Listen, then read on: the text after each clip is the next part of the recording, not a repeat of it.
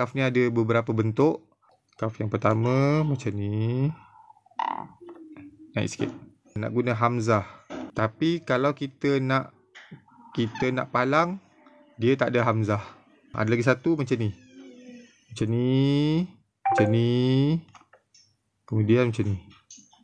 Step yang pertama macam alif. Step yang kedua macam ba. Ekor dia ekor ba dan hamzah. Okey. Kalau yang berpalang sama juga. Mula-mula tulis alif dulu. Kemudian ekor dia macam ba. Kemudian baru palang. Palang kena daripada kanan ke kiri. Yang ketiga. Dia boleh kaf, boleh ga. 1, 2, 3, 4.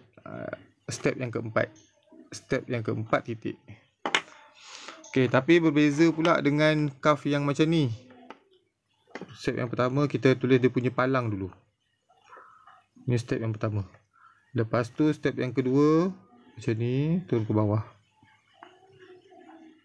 Kemudian barulah ekor dia macam huruf ba.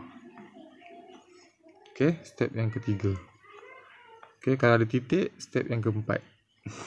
Huruf kaf adalah huruf yang berada di atas garisan sebab dunia ekor tu konsep je macam huruf ba. Okey, nah, dia ni huruf yang berada di atas garisan. Cara ketiga macam ni Macam ni, mula-mula palang dia dulu. Okey, lepas tu macam ni. Kemudian macam ni. Kalau dia punya bentuk dia lain, dia boleh jadi macam ya. Nampak tak ni? Tu. Kalau huruf ya, dia sama ada sama ataupun atas tu terlebih. Nak bezakan huruf kaf tu dengan ya.